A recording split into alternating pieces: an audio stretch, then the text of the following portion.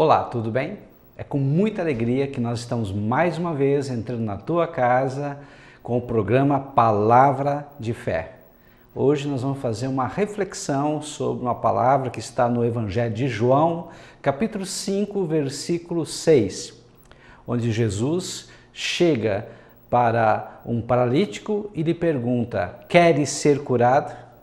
Talvez você se pergunte, assim também com o próprio paralítico, quem é essa pessoa que chega até mim e me pergunta se eu quero ou não ser curado?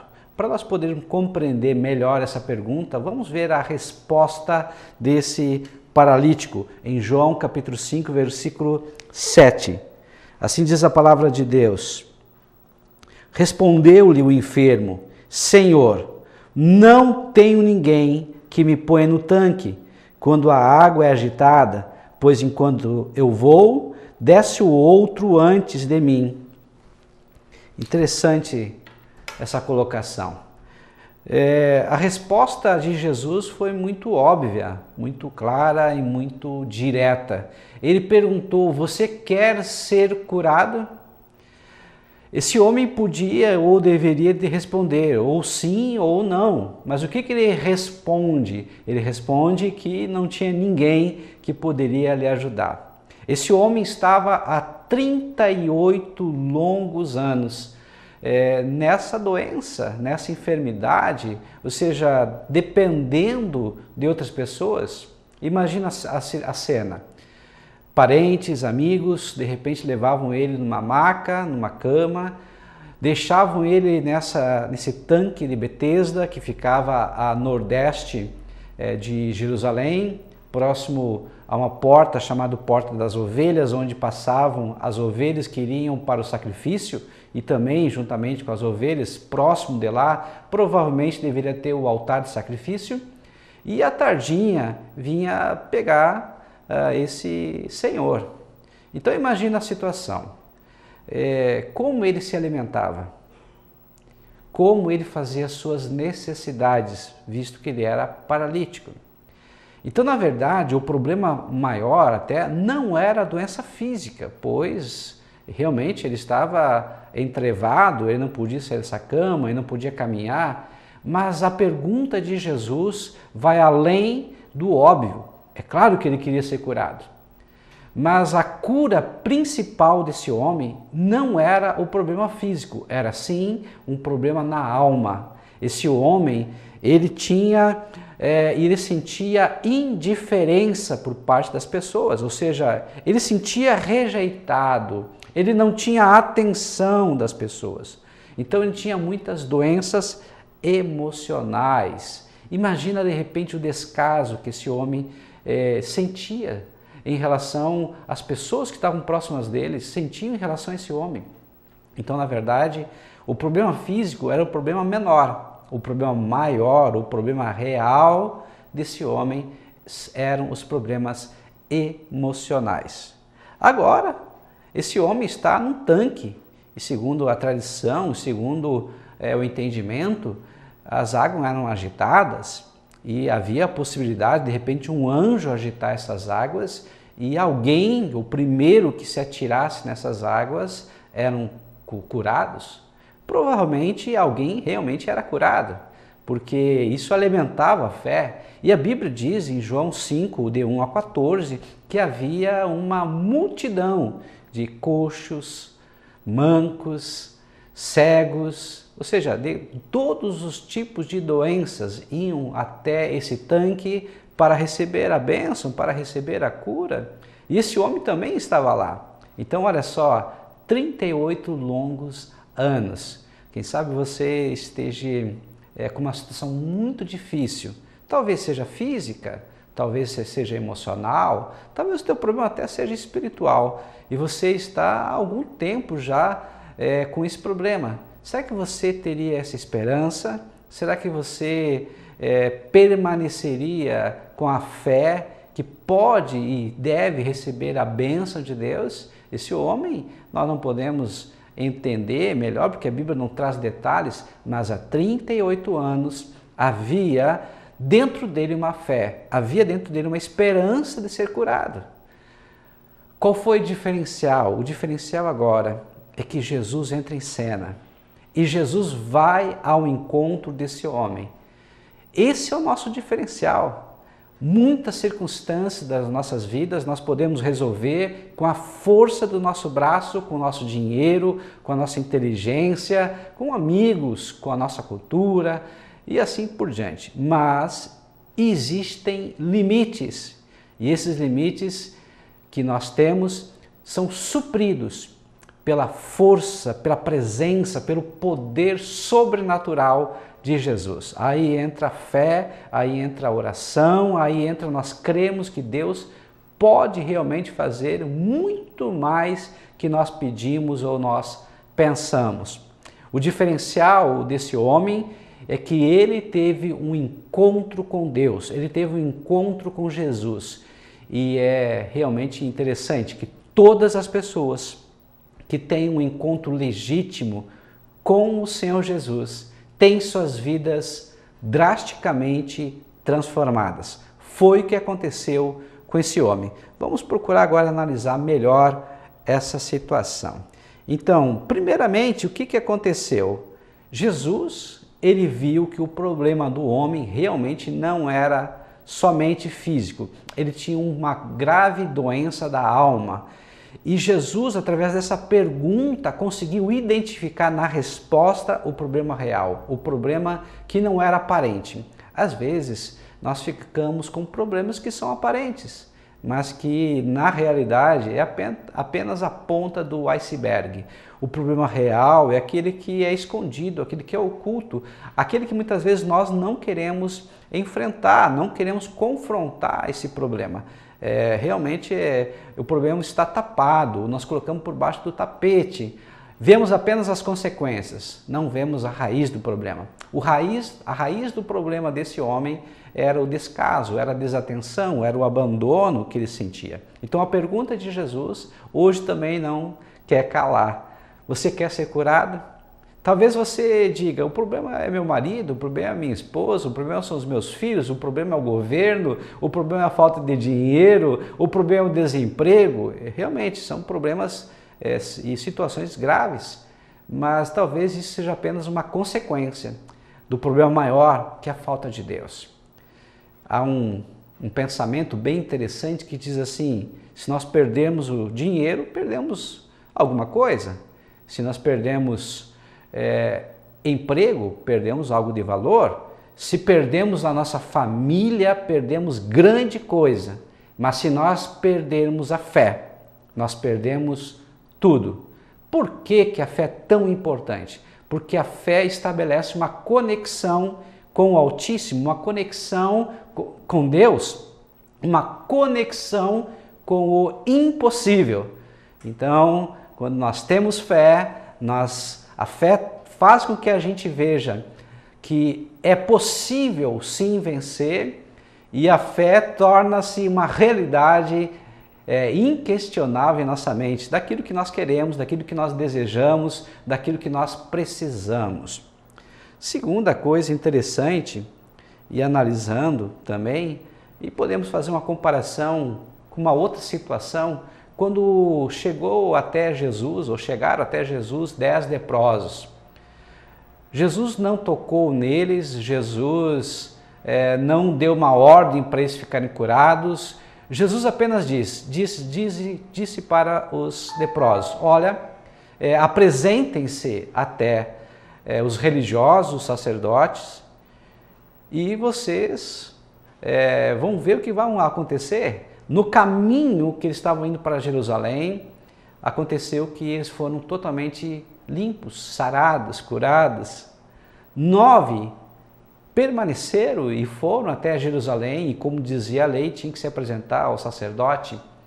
Apenas um voltou, e esse um não era nem judeu, ele era samaritano, ele agradeceu. E essa situação, esse comportamento fez com que ele ganhasse não apenas a cura física, porque os outros também foram curados. Ele ganhou a salvação.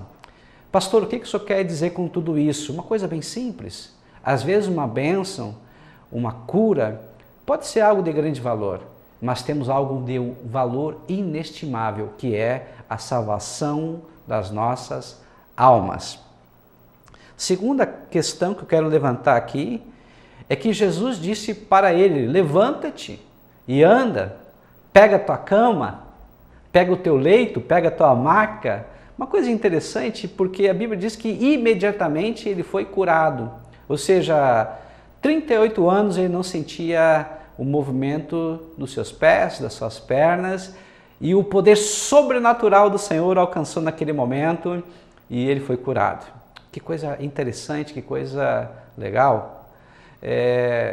Ele foi curado de uma forma milagrosa, mas isso talvez não seja a maior a moral dessa história. Mas olha só, Jesus mandou ele pegar a cama. Por que Jesus mandou ele pegar a cama? Pegar o leito, pegar a maca no qual ele era conduzido por ela. E agora, a partir desse momento, ele queria conduzir essa maca. Muito interessante. Essa cama seria para ele um memorial, ou seja, todas as vezes que ele cruzasse por aquela maca, todas as vezes que ele olhasse para aquela maca, ele ia lembrar quem ele era, como ele estava, o que aconteceu. Ou seja, a maca, então, na verdade, seria um memorial para mostrar para ele o quão Deus é bom, que a bênção de Deus alcançou ele e que o encontro com Jesus mudou drasticamente a vida dele. Isso também deve servir para nós. Quantas vezes nós, antes de conhecermos o Senhor, viemos para Ele, para perto dele, cheio de problemas, cheio de perebas, de doenças, enfermidades, depressões, e no encontro que nós temos com Jesus, Ele muda a nossa vida por completo. Ele nos dá vida e vida em abundância, ou seja, vida plena, como diz João 10:10. Só que depois passa-se o tempo e a gente acaba sendo ingrato. A gente não dá mais o valor para tudo que Deus fez em nossas vidas. E talvez uma das piores coisas que existe no ser humano seja a ingratidão. Então, essa cama seria um memorial para mostrar, para revelar da onde ele veio, quem ele era, mas essa mudança foi provocada por uma ação sobrenatural de Deus. Assim, Deus quer agir na tua vida e mudar drasticamente a tua história. Em terceiro lugar, eu quero colocar aqui uma coisa muito interessante, é a questão que esse homem ele estava cumprindo com a ordem que o Senhor deu de levar a cama, e nesse caminho ele passou por alguns religiosos, sacerdotes, e perguntaram para ele: olha, você sabe que não pode carregar essa cama, hoje é sábado, a lei não permite, assim diziam os religiosos. É algo muito interessante. Primeiro que lá no livro de Êxodo, capítulo 20, versículo 8 a 11, Deus ele proíbe, lá no Decálogo, né?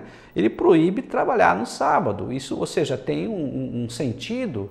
Qual é o sentido? O sentido é que o sábado é um dia para descansar, o sábado é um dia para adorar a Deus, o sábado é um dia para nós termos ou estarmos com a nossa família.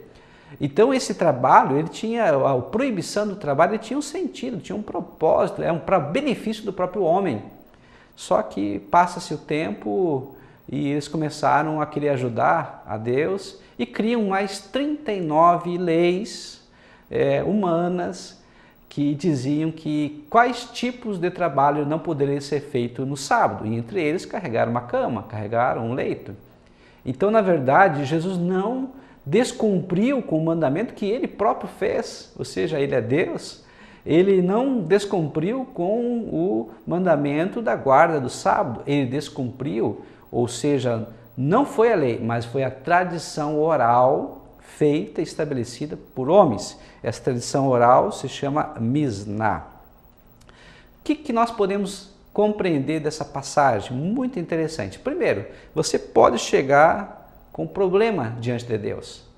Agora, quando você sairá envolvido numa solução. Repito, você pode chegar com problemas diante de Deus, mas quando Deus age, quando Deus interfere na sua vida, você sai envolvido em uma solução definitiva, pois nosso Deus, Ele é um Deus que pode todas as coisas, e a palavra de Deus diz, porventura há algo impossível que eu não possa fazer? O nosso Deus é um Deus de milagres, o nosso Deus é um Deus do impossível.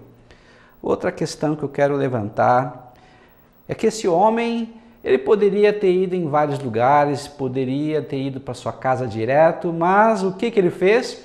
Ele foi para o templo, ele foi adorar, ele foi agradecer a Deus. Quantas pessoas são curadas, quantas pessoas recebem bênçãos de Deus, mas elas não vão à casa de Deus, elas não são gratas a Deus. Esse homem foi até a casa de Deus agradecer a Deus. E lá, na casa de Deus, ele teve um segundo encontro com Jesus. E nesse encontro, Jesus fala algo muito interessante, muito importante para a gente poder fazer essa reflexão. Ele diz assim, não peques mais, para que não te sucedas coisa pior. Talvez você esteja pensando, mas o que seria pior do que viver 38 longos anos dependendo de outras pessoas para tudo? O pior é não ir para o céu. O pior é ir para o inferno. O pior é perder a salvação. Então, o que Jesus está dizendo que esse homem havia realmente pecados, comportamentos que ele tinha, e esses comportamentos, essas falhas de repente de caráter, provocavam ou provocaram essa doença. Então ele precisava realmente repensar agora estava curado fisicamente. Mas quando Jesus ele entra na vida de uma pessoa, ele não quer curar apenas o físico, Jesus quer curar a alma. Quantos traumas, quantas decepções, quanto vazio você tem aí dentro de você. Pessoas que lhe entristeceram, pessoas que lhe traíram, e você não consegue superar. Você já tentou, você foi em psicólogo, você já fez análise, você já procurou até um psiquiatra, mas não conseguiu resolver. O nosso Deus, o meu Deus, o nosso Pai, o meu Pai, Pai do céu, Ele não só pode, mas Ele quer te ajudar. Se você abrir o teu coração hoje e entender e compreender que Ele está aqui, Ele vai mudar a tua vida. Interessante que aquele tanque, o tanque de Betesda, era um tanque de milagres. Muitas pessoas eram curadas. Hoje nós podemos entender e compreender que há muitos tanques de Betesda também aí. Esses tanques de Betesdas que nós encontramos por aí até trazem algumas soluções, trazem algumas curas, mas são limitadas e às vezes o preço que nós pagamos são altos. O preço de Deus não é o teu dinheiro, não é a tua casa, o teu carro. O preço de Deus é algo simples, mas ao mesmo tempo algo muito importante, extremamente valioso. O que Deus pede é o teu coração. O que Deus pede é a tua vida, é os teus pensamentos. Ou seja, você se entregar por completo a Ele. Você até pode pensar, mas poxa vida, eu vou perder a minha liberdade. Pelo contrário, quando nós damos tudo para Deus, nós podemos descansar nele. E quando nós estamos com dúvidas, quando nós não sabemos qual caminho trilhar, o Senhor, Ele nos dá a direção, Ele abre as portas que precisam ser abertas, Ele fecha portas que precisam ser fechadas. Esse é o nosso Deus. É um Deus do impossível, um Deus de milagres, é um Deus que salva. Esse homem, ele vivia 38 anos paralítico. Interessante que a Bíblia diz em Deuteronômio capítulo 2, versículo 14, que Israel viveu também 38 longos anos peregrinando no deserto. Ou seja, precisando de um Salvador. Qual é a mensagem dessa passagem?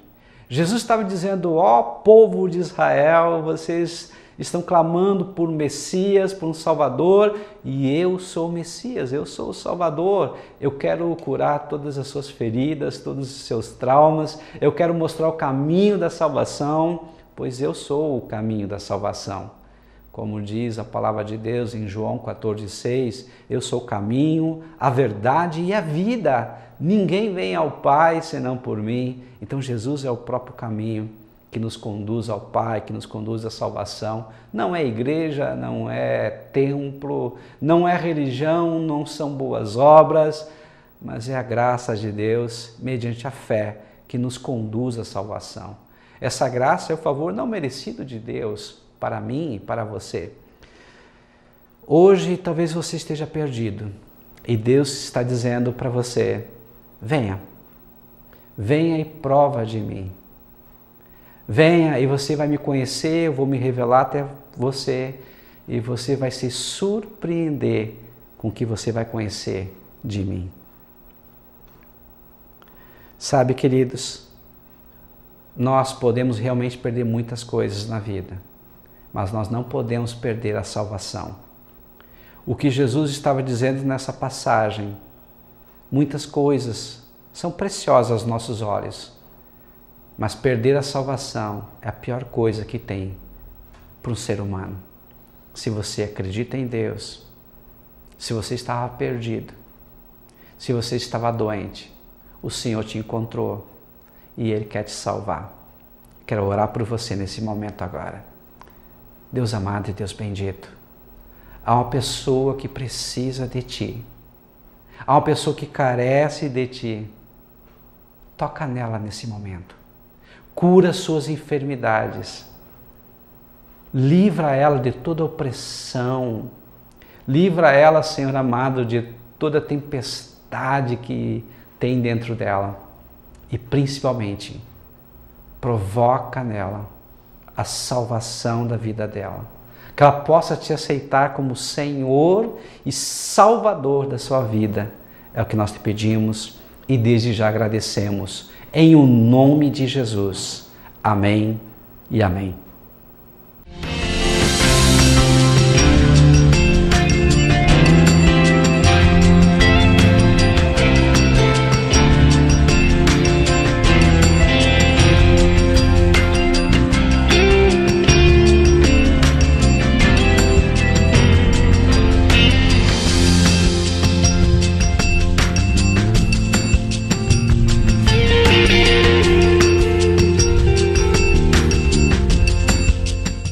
Olá, eu sou o pastor Adão Lemos do Instituto Teológico Batista Catarinense. Eu quero te convidar para um curso de teologia. Esse curso tem duração de 2 anos, acontece todos os domingos, das 9 às 11h30, na faixa velha de Camobi, RS 509, número 3278, na Igreja Batista Vida Nova de Camobi, no Pé de Plátano. Você é o nosso convidado especial.